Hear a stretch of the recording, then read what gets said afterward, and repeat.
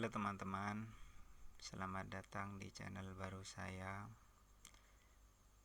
Rencananya mau tak kasih nama masih tersisa gitu. Intinya kita akan main-main di dalam melihat persoalan atau permasalahan sebagai peluang gitulah. Dan tidak tahu arah temanya kemana, saya juga tidak tahu, karena kehidupan pun itu tidak tidak tertebak begitu saja, ada banyak variasi.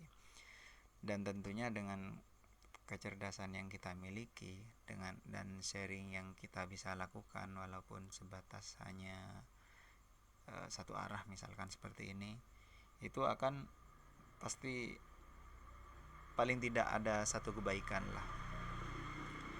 Ya paling keburukannya cuman habis kuota, habis biaya server kayak gitu. Selebihnya itu bagus sih. Di video pertama kali ini saya tertarik membahas tentang mengapa di satu komunitas atau satu instansi atau satu organisasi itu sering terjadi perbedaan pengertian antara kaula muda dan kaula tua. Kaula tua apa ya istilahnya, orang tua gitu. Orang tua dengan pengalamannya dan juga harapannya akan masa depan, dan anak muda dengan pola pikir yang berbeda ketemu di satu environment, apa ya bahasa Jawanya, ketemu di satu tempat lah gitu, dimana dari berbagai persoalan, berbagai aspek masalah itu sangat kontras. Kita bisa melihatnya hampir terjadi setiap hari, entah dari etika atau etiket. Misalkan orang tua cenderung menuntut ya perilaku tata krama lah atau sopan santun lah kayak gitu, sementara generasi yang lebih baru cenderung ya tidak begitu mempermasalahkan masalah tata krama, masalah ya norma-norma lama lah. Ya sebetulnya saya tidak enak mau menyebut norma lama, cuman biar jelas garisnya atau timeline hidupnya gitu. Dan pasti sudah banyak yang pada saat yang sama mengerti mengapa hal itu bisa terjadi. Cuman alangkah baiknya jika kita bisa membumikan konsep yang ada di dalam pikiran itu menjadi bahasa yang lebih dimengerti dan bisa didiskursuskan bersama, sehingga mungkin nanti dari saking banyaknya obrolan atau diskursus semacam ini, baik satu arah atau dua arah, bisa ketemu kebijakan lah atau peraturan baru lah atau norma baru yang saling menseimbangkan satu sama lain. Kalau mau ditarik dari pengalaman kognitif atau pengetahuan manusia, ya sudah jelas kenapa orang tua ke barat dan kenapa anak-anak muda ini ke timur. Orang tua itu menurut sepenemuan saya, dia berpikirnya itu, kalau di otaknya itu kita pakai lingkaran-lingkaran misalkan, itu lingkarannya besar-besar. Dan memang dari pengalaman mereka sejak dahulu hidup tidak sedetail seperti sekarang. Ibaratnya taruhlah kita ambil kejadian yang paling sederhana, misalkan dunia kantor misalkan, itu kan banyak kita alami ya. Orang-orang tua itu mengalami prinsip perkantoran yang kayak nginput data dan memanajemen dan mengeluarkan output data. Sejak dahulu orang-orang tua itu terbiasa dengan alat-alat yang sederhana, tulis manual lah, atau ya cuman tabelnya ini sama ini keluar itu, gitulah, sederhana lah,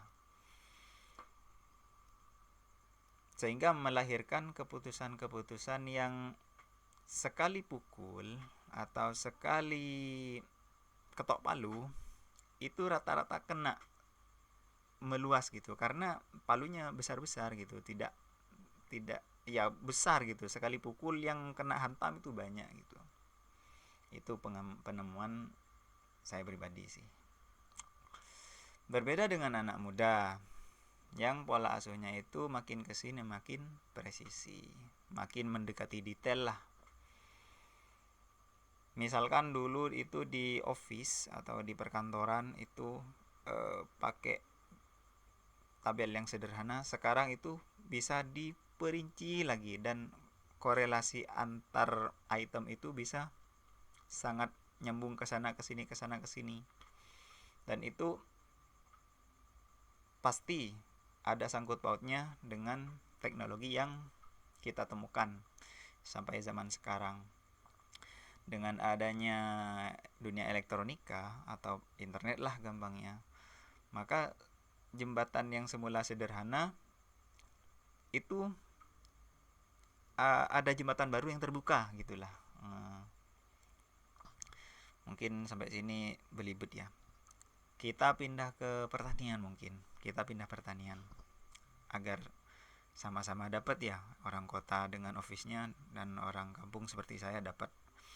Dulu orang tua itu bertani, yang penting tanamannya tumbuh dan cukup untuk dimakan. Alhamdulillah kalau bisa dijual gitu. Dan alat-alat yang ada ya cuman cangkul dan dikakalah dan kawan-kawan. Semenjak perkembangan teknologi, manusia makin belajar, akhirnya ditemukan traktor.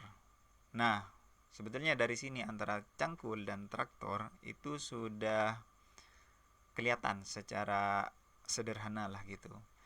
Cangkul itu komponennya cuman lempengan besi sama kayu, dan problematikanya lah, dinamikanya hanya seputar itu. Kayu patah lah atau bengkok besinya.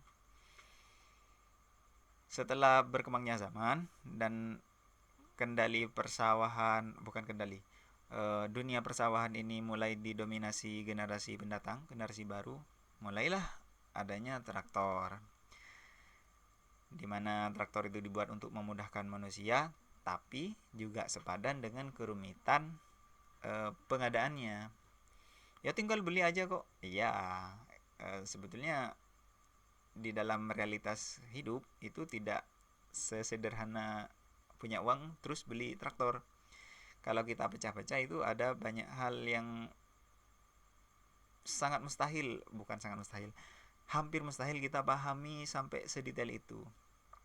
Taruhlah orang yang paling jenius gitu,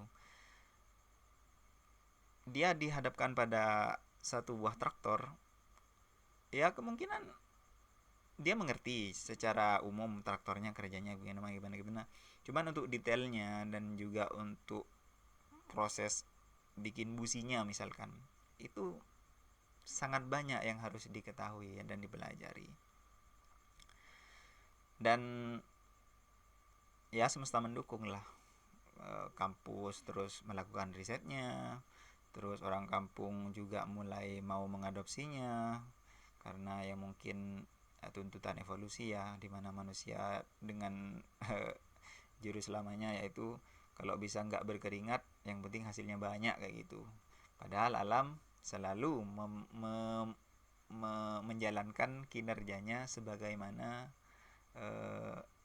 semestinya gitulah. Artinya ketika kita menggunakan teknologi lah, ya ini lompat tapi kita balik lagi nanti. Ketika kita pakai teknologi, yang jelas kita tidak mengalami kepayahan gitulah. Cuman kepayahan itu dibayar oleh fosil yang diambil lah, fosil yang dibakar lah, ya kayak gitu.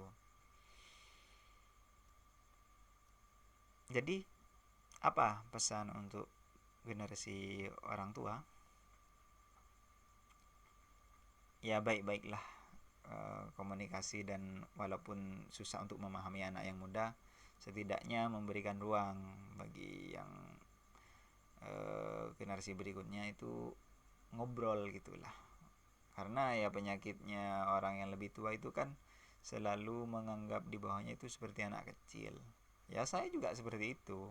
Kayak anak-anak yang masih kecil itu kayak cuman anak-anak lah. Naluri seperti itu entah kenapa ya ada di setiap orang kayak gitu.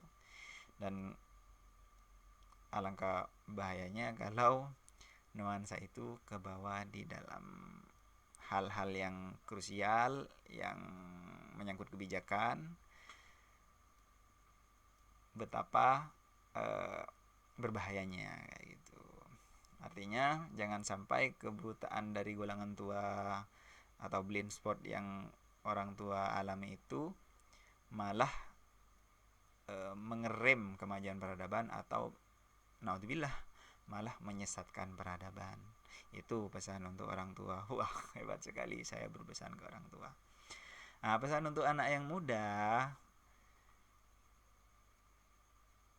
apa ya? Ya tetap lanjutkan pengembangan dinamika hidup ini. Tetapi ya karena kita sudah terbiasa dengan hal yang detail, artinya otak kita RAM-nya sangat banyak sama perintilan-perintilan, kadang kita lupa pada hal yang lebih besar, yaitu keberlangsungan hidup itu sendiri. Dan jangan pernah lupa bahwa hidup kita sekarang adalah kelanjutan dari orang tua kita.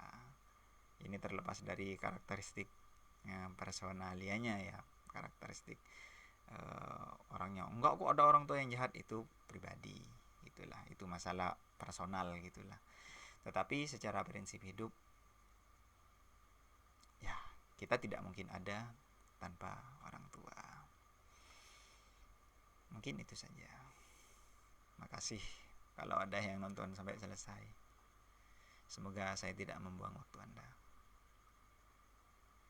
Dukung channel ini, like and subscribe.